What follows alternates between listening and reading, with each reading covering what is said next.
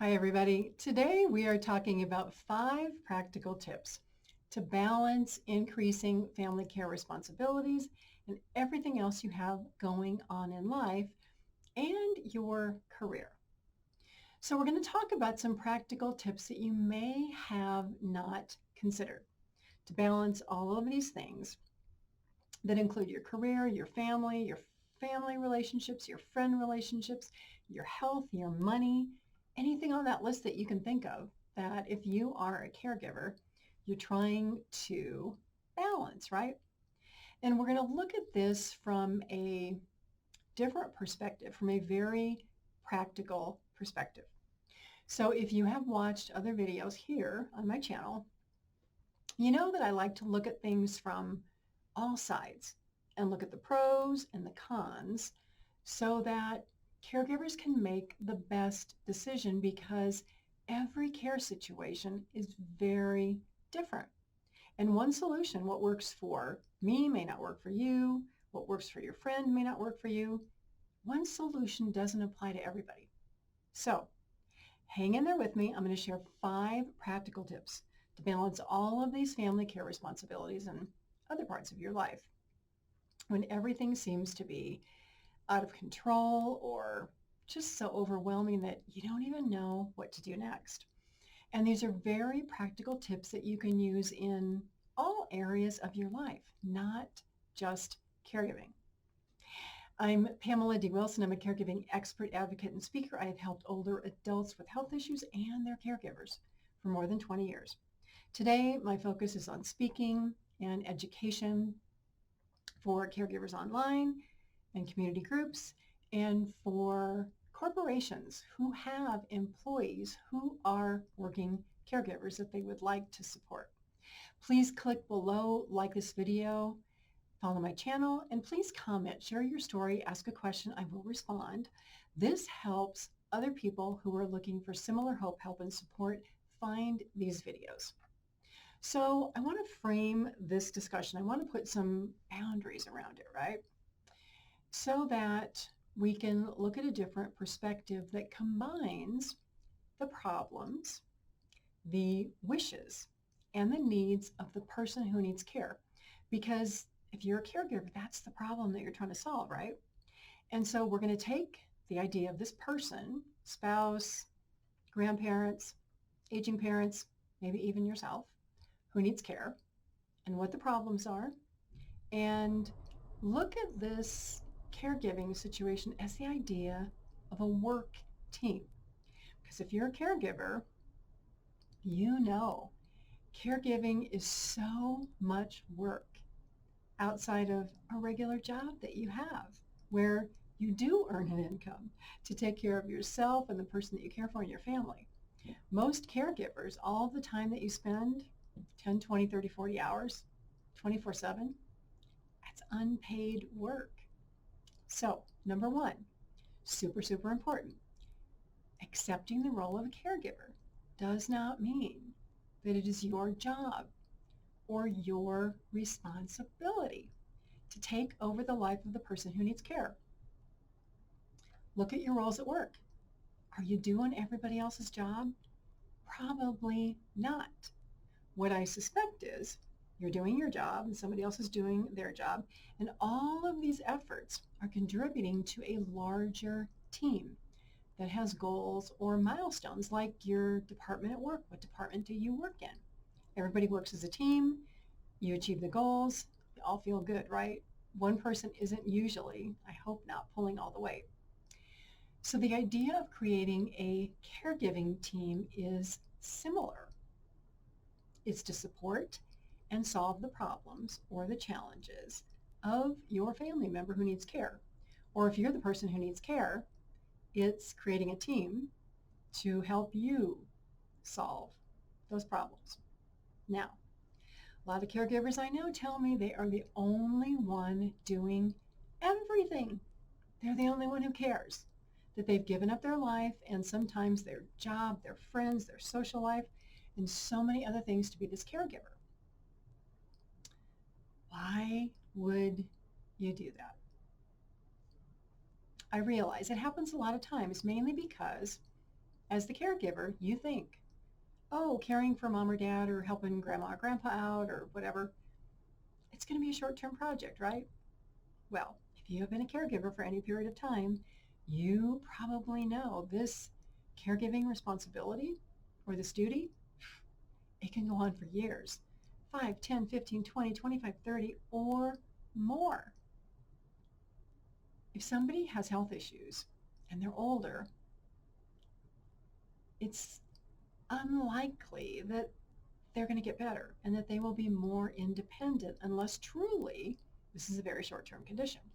So when you think about being a caregiver, there's no short-term fixes for most care needs experienced by aging people. When you, the caregiver, ages and you need to take care of yourself, all of this is going to become crystal clear. Your aging parents, if they've taken care of their parents, they probably already know this. So the problem is, with age, we get older, 20, 30, 40, 50, 60, 70, 80, 90, 100. Health diagnoses are going to happen, like high blood pressure and diabetes and, gosh, so many other conditions, right? And if you don't catch these early and be proactive to reverse them or manage them, they're going to get worse. One condition can cause another and another and another and another. And the doctors don't tell you this. Why? Because you more than likely don't ask. People don't want to get bad news from the doctor. Doctors don't want to get bad news, so these conversations are limited, right? You go and you got 15 minutes and you get the information and you leave and you try to just forget about it, right? Because you don't want to know. Learning about health, becoming more educated, super, super important to being a caregiver. And even if you do take care of your health, right? With age, with that clock ticking, something is likely to happen. You know, look at the young people, look at the athletes and the Olympians, and you watch sports on the weekend, right? These people get injured. They have diagnoses. They get sick just like everybody else. So regarding health, I advocate for being proactive. Be proactive as much as you can, because then you do have the opportunity to catch things earlier before it's too late and you're dealing with really other decisions you'd rather not have to make. But in the reality of things, honestly, anything can happen.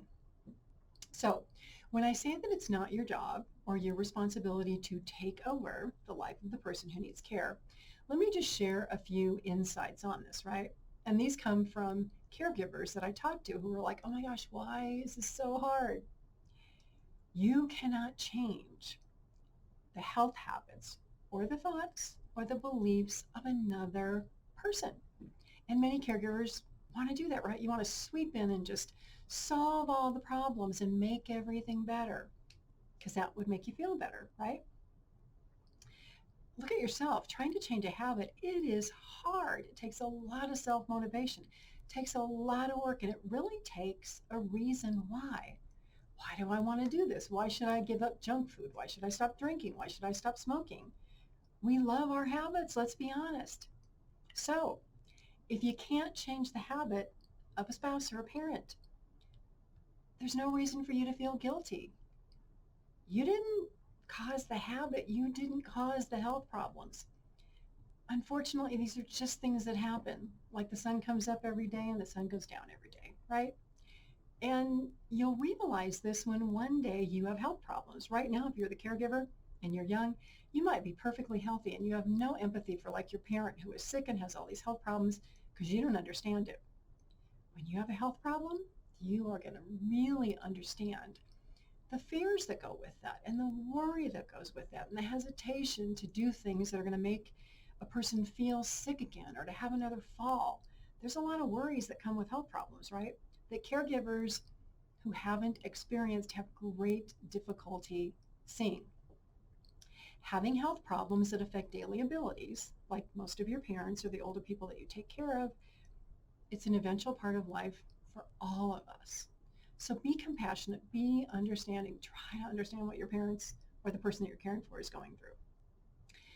The second point on it's not your job or your responsibility to take over is if you take over, if you become over-controlling, if you ignore what your parents want or you ignore suggestions of your siblings, right? Or you feel like you're the only one who cares, your actions are going to unintentionally cause more harm than good.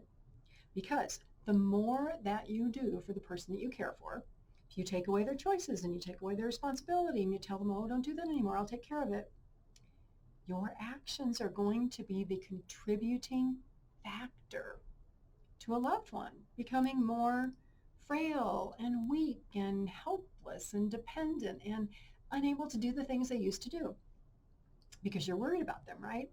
And because you can do it faster and you can do it better. Well, that doesn't mean you should.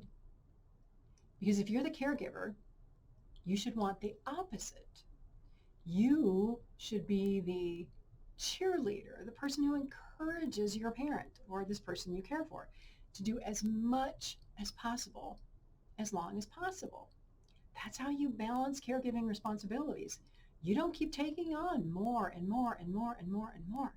Try to balance it. Here's another question. So as a caregiver, and this came up, so a caregiver this week asked a question and they said, well, as a child, should I allow my parent who doesn't want to take care of themselves to die? My response was, what does your parent want?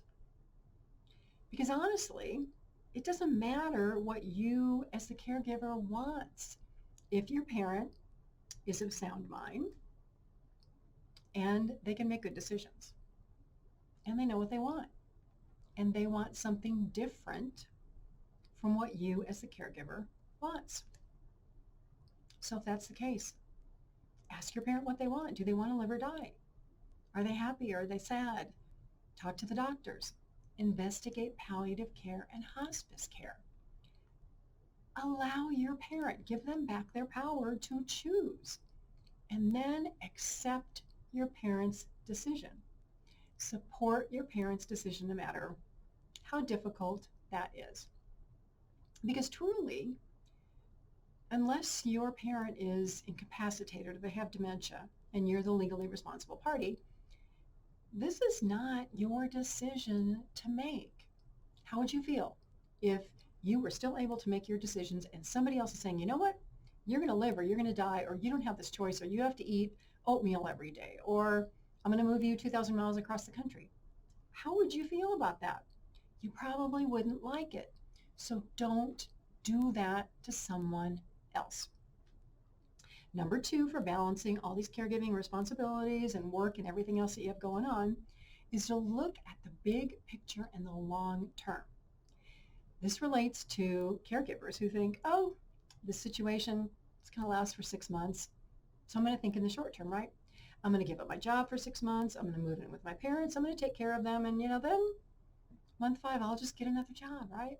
Wow. Surprise. 5 years later, you are still that caregiver. You have no income. Your job skills are rusty. And you really regret thinking that after 6 months, you had the solution to that short-term problem, which has now become a longer-term problem. So think of the big picture, the short term, the long term, and how you're going to work through this, how you're going to plan, how you're going to manage. And compare this to your workplace, right? So somebody in your workplace, whether it's you or your manager, depends on your job, right? So if you're in any type of planning role, a manager, maybe marketing, strategic planning, maybe you do a lot of analysis, you're thinking about what's going on today and the future and 6 months from now and years from now, right? Businesses normally have business plans. 1 year, 3 year, 5 years, sometimes longer, right? So if you're a caregiver, look at the big picture and the short and the long term, because you're going to have to include things like, how are you going to take care of yourself? Medical aspects of care for your parent, financial aspects of care for your parent, legal planning. Do you have this plan in place? If not, I recommend thinking about it today. And you might be saying, well, Pamela, what on earth should I plan for? Well, down below in the comment section, I have 3 courses on my website that go into great detail about how to care for an aging parent. If you need to go look at guardianship and conservatorship, I have a course on that. Got a course on what is power of attorney. So the links will be down below, where you can also Comment, share your story, ask a question, and I will respond. Another thing to think about is when you think about the big picture, you've got to realize that your self-care is equally as important as everything else, because self-care is about surviving as a caregiver. This is not easy work. It's emotionally draining. It's physically draining. It affects all parts of your life. And if you don't take care of yourself, you're going to get sick. Everything around you could be negatively affected, and how will you survive then?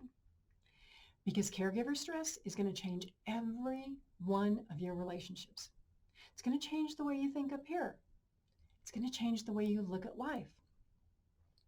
You may have gotten along with your siblings great, and today you don't like them and they don't like you. Your actions, your thoughts may have driven off helpful and caring friends. You may find yourself very alone. Caregivers tell me that all of this stress turns them into people that they don't even recognize anymore. So don't allow your family care situation, regardless of who you're caring for, to get to this point of being so stressful that you're dealing with ongoing crises and you don't know what to do and you can't plan and you feel stuck and frozen and you're scared to death all the time about what's going to happen tomorrow. Wherever you are in this journey, hit the pause button. Reevaluate the situation. Start at the beginning. Look at how you got here. Did you take over? If so, time to stop. Did your family look at the big picture and the short term and the long term? If so, where are you with those plans? If not, time to do that. Again, if you don't know how to do this, down there, comment section, 3 links, 3 courses on my website.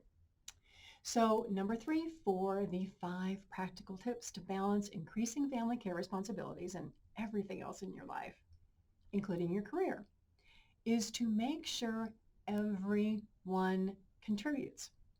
Caregivers are really bad at this. Why?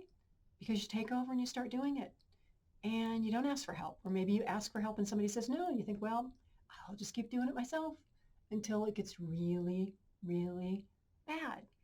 So again, look at your job, look at your work situation. Is one person doing everything? Probably not. Everybody contributes. All those employees, your coworkers, they're working every day, they're contributing.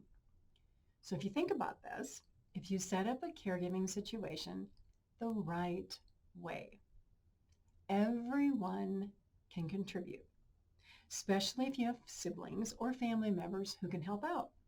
If you don't, you have to look at other options. The key to this participation of everyone contributes is to start at the very beginning, again, with the person who needs care. What does mom or dad or your husband or wife or grandma, grandpa, your brothers and sisters, what do they want? Is what they want practical? And is it doable based on who can contribute and who can be involved today and next year and 5 years from now and 10 years from now? If you're the only person available, no siblings, you're going to need a different plan. Again, courses down below. You want to consider all the possible scenarios. Look at all of the options and be really honest and practical about the situation. Make sure you understand what your parent wants. And while you're at it, if you were in your parent's situation, what would you want if you needed care? If you can't answer that question, how are you going to ask your parent and understand what your parent wants? And while you're investigating all this, look at the practicalities. Is what is wanted and needed practical? And this can lead you back to number 2, which was that big picture and long-term thinking, right? So when you look at the situation, you've got to be very clear and practical. So if mom or dad are having mobility difficulties today, are they willing to exercise and participate in physical therapy so that their ability to get around and walk and do things improves, or at least stays the same, right? Because if they don't do that, they're going to need more help.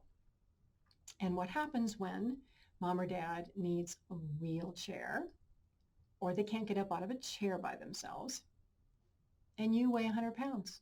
You can be able to lift them safely. What if they have a fall and then they can't go back home? Where do they go from there?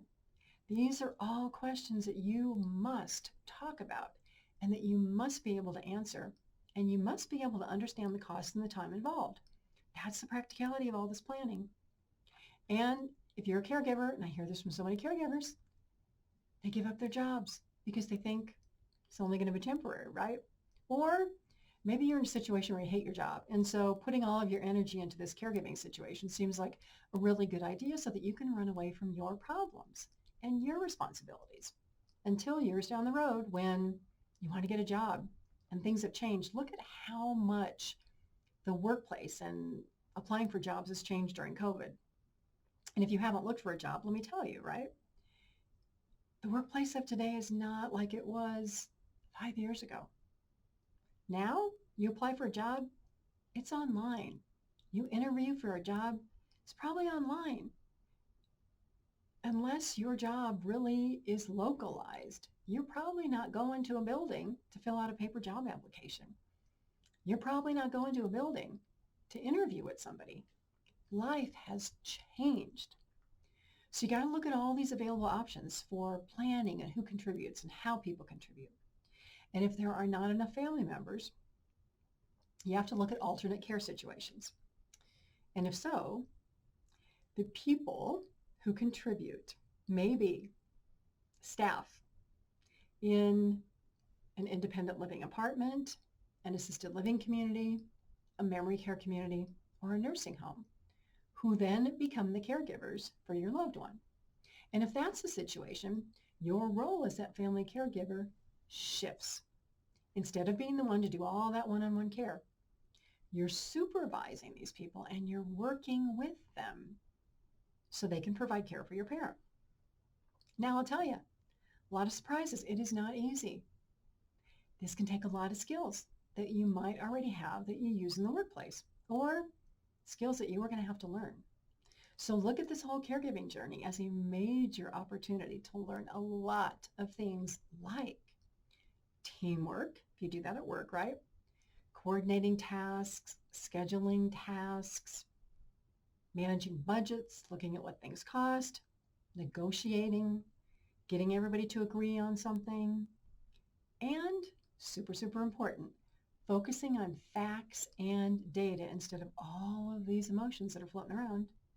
Because being a caregiver, it's emotional. It's up one day, down the next. So being this caregiver means that today or tomorrow or next year, you're going to have to learn a whole lot of new skills that you never even imagined. And a lot of these skills that you use in your workplace, they are so applicable to your personal life. I don't know why we think of work as being so separate and those work skills as being so separate when they apply to everything.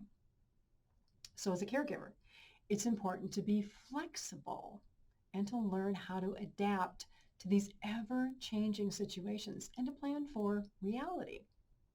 So summarizing these first 3 points, not your job to take over. Everybody can contribute. Look at the short term, the long term, create a backup plan, look at practicalities, all of that. This takes us to number 4, which is how on earth do you talk about all this, right? Especially if your parents don't want to talk about it, especially if they are in denial about their expectations about what you're going to do. You're going to be the caregiver forever. You are going to give up all parts of your life to do this. It doesn't matter how much damage accrues to your life. What's important is the life of your parent. Now, a lot of cultures think this. Your culture may be different, but it doesn't mean that you cannot decide and make your own choices. So the emotional part, right? If we're being honest, being that family caregiver who watches a loved one struggle with health problems and all that, super emotional. But if you spend all of your time in emotion and worry, pretty soon you're going to wear out, right? Remember, taking care of yourself, that self-care, it's all about surviving and being able to continue to manage all of these things that keep coming at you every day and they never stop and they feel overwhelming. It's not easy. there can be a lot of negative side effects from not taking care of yourself and not learning how to balance all of this care information. So when you have to have these difficult discussions, frame them and put structure around them. So rather than have them go off on some emotional tangent, pick a goal, pick one goal, pick two goals. For example, today, Mom or Dad, let's talk about what you want for care and let's write it all down. Let's just brainstorm. What do you want, right? Then tomorrow or next week, we're going to come back and we're going to look at everything that you want, right? And then we're going to relate it to the how, okay? So how are we going to do this? Does it take money? How are we going to do this? Does it take people and more than one person? We got to look at the facts here because we need a plan, probably a couple of plans, right? Then you may have to go out and do some research, right? What do things cost? What are the options? Talk to your family members. Are your siblings going to be able to help? You got to gain clarity on what's factual, not what you assume is going to happen. Because all these assumptions and all these expectations, they cause a lot of problems. So these steps, these framing and these structures, right, allow conversations to be focused on one step at a time. Again, realizing you may not have all the information. You have to maybe go do some more research, talk to other people. But if you frame these things, it can be easier to make progress and to stay factual and focused on where you want to go. And it can also allow everybody to contribute and everybody to collaborate, which is important. But then you also have to realize not everybody's going to agree. This is where you as maybe the lead caregiver have to set boundaries and say, well, you know, Mom, it seems like I'm the only one who can contribute. Sister over there, she's too busy. She's got kids. Brother's got his career. So realistically, I can't do all this. So we may have to hire outside help, or you may have to go live somewhere else. And if that's the case, how are we going to do that? How are we going to pay for it?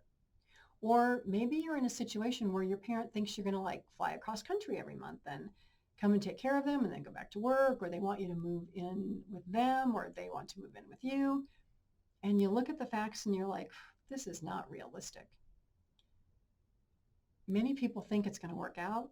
And I can tell you, for some it does work out wonderfully. For other people, they're regretting their decision. And then they need a plan for okay, Mom or Dad moved in. I moved in. How do I get myself out of this? So sometimes you need an exit plan. I have a video on that on this YouTube channel also.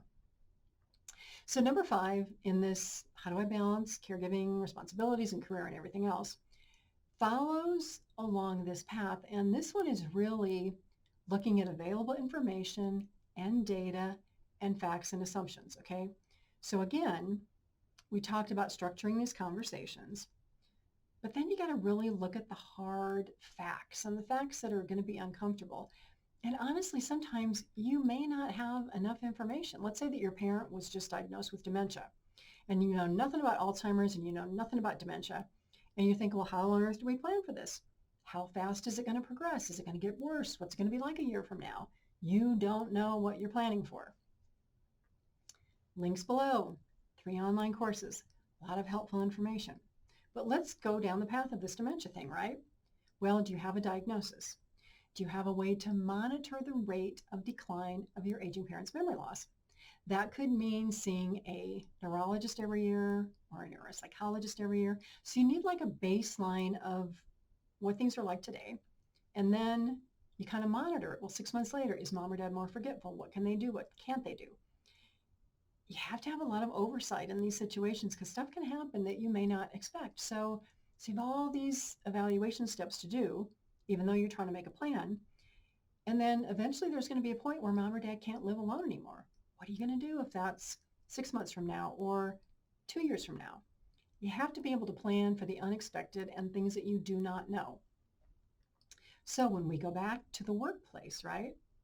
A lot of businesses have ways that they plan, different methods that they plan. Now, a very common one, and you can research this on the internet, it's called SWOT, S-W-O-T. Strengths, weaknesses, opportunities, and threats. So your current care situation, what are the strengths? A strength could be that your mom or dad is extremely motivated and they want to be proactive about their health, so they're going to eat well and exercise and take their medications and go to the doctor and just keep up with everything, right? That's a positive, huge opportunity.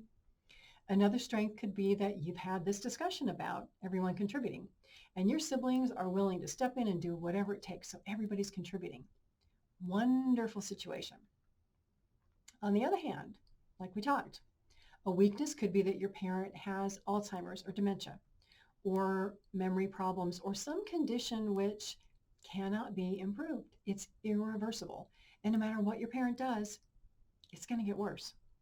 But like we talked, the positive in that is you know the diagnosis, you know all of these unexpected things over here, you've accepted it, and you're going to plan. You're going to make like 3 or 4 plans so that you know what to do. The O for opportunity could be that you've identified a health problem super early and it's treatable. Or maybe your parent had a fall, they fractured a hip, but they're recovering nicely so they can go back home instead of having to move to an assisted living community or a nursing home. Whew, thank God, right? Another O for opportunity might be that you've had this plan, right? You're managing your parents' money and you're like, okay, we're at the point where this is only going to last for another 1 or 2 years. So you investigate all the options for Medicaid or maybe a home loan or veterans programs or things like that. And whatever option becomes the best, you start looking into that now. You know what it takes to apply. You know how you're going to get it. So that when your parents run out of money, you're not scrambling saying, oh my gosh, what on earth are we going to do? SWOT, T, threats. Really? Anything unknown, anything unexpected, anything that might scare you to death or give you worries, right? These are things that we never think are going to happen, like a car accident or a heart attack or Alzheimer's or dementia, right? Any diagnosis that catches you by surprise. And honestly, the more we age, the more of these threats and unexpected situations can happen, right? So the best way to manage through this is to do as much talking and planning ahead about, well, what if something horrible did happen? What if I have a heart attack? Or what if I get in a car accident and I can't make decisions? What are we going to do then? 3 classes below, a lot of hope, help, and support. If you don't already know this, being a caregiver, it's an unexpected journey of ups and downs. And it's difficult to predict from so many points, so many paths, right? So to do the best you can, consider using these 5 practical tips that we talked about here when family care responsibilities start to increase. And most of all, don't wait. If your care situation today is any way distressing and you don't do something about it, it is going to get worse. So the sooner that you take action, the better prepared you'll be. You'll know what your options are. You'll have costs. You'll have everything. So I thank you for being here. Again, click below. There's 3 links to courses on my website. I'm Pamela D Wilson. I am a caregiving expert, advocate, and speaker. There are over 800 videos here on my YouTube channel. I have over 180 podcasts, a lot of support on my website, PamelaDWilson.com. A lot of information. Please share this channel. Please like my videos so that other people can find hope, help, and support. And I'll see you back here soon for another video.